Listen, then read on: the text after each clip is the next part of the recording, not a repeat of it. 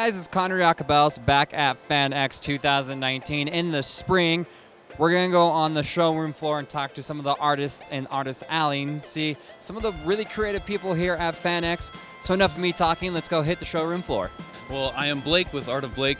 Right now I'm creating my fantasy world called Omenshard. It's a medieval dark fantasy world inspired by medieval mythology and history. I just really love that stuff, so I'm trying to bring that with its own spin on it. And so, yeah, I have lots of artwork with lots of stories attached to it to get you introduced to the characters and, yeah, and the nitty-gritty world that it is. They can go a lot of places. I'm on Instagram at Art of Blake. I'm also on Twitch. I do all of my art live Monday through Friday, twitch.tv/artofblake, and also visit my website, omenshard.com. So I'm a big fan of horror art and like dark art. So most of that stuff I usually do in ink. I'm a big fan of ink. I think I bleed black. So you can kind of see it's very more like abstract too, which is definitely more my style throughout all my pieces. I'm very chaotic. Which makes it fun though. So like influencers for sure are like scary stories to tell in the dark. So that kind of a genre of horror art. Aside from that, I also do a lot of painting, acrylic painting. And those I'll usually do either like on canvas or boards. Again, I'm a traditionally abstract painter, so I definitely put that into my work. Which I think kind of gives it a very unique feel that you don't actually see too often either. I am a huge nerd. I read a lot of comic books. So you definitely see a lot of nerdy things that I have, like the no face hair and the cap and stuff like that. Post a lot to Instagram. You can find me at Pixel Gremlin is my name there. I do some comic book stuff too, which is really fun, and I've written some short stories, which is great. I have a Facebook page, just Art by Colleen Palmer. And those are kind of the primary places you can find me online. My name is BJORS. I'm a video game artist. I've been a video game artist for about 10 years now, and I do stuff for Star Wars, Warcraft, Warhammer.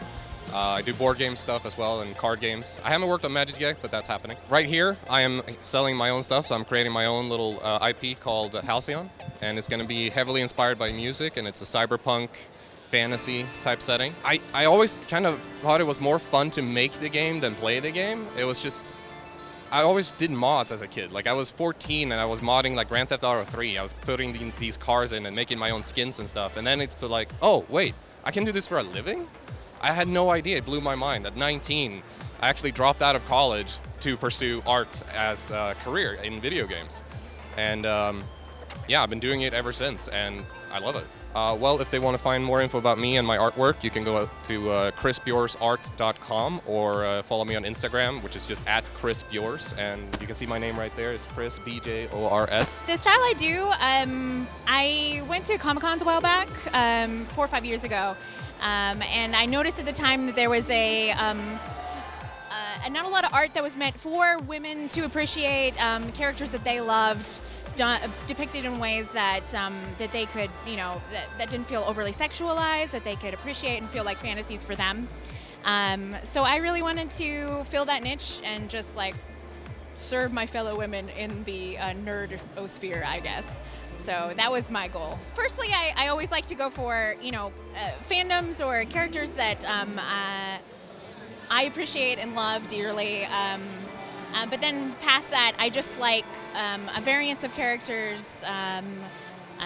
It's really about finding a female, like not necessarily power fantasy, but just like life fantasy. Because it could be like, I want to be that super intelligent, creative, like female character. It could be I want to be that buff She-Hulk. So it's a broad spectrum. They can go to vilaart.com, VYLLA-ART.com. I do a lot of like fantasy creatures because I always really liked animals. Like even in like kindergarten, I would draw pictures of monsters and animals, and I like especially dragons because for me they're kind of an open canvas as far as like design and whatnot.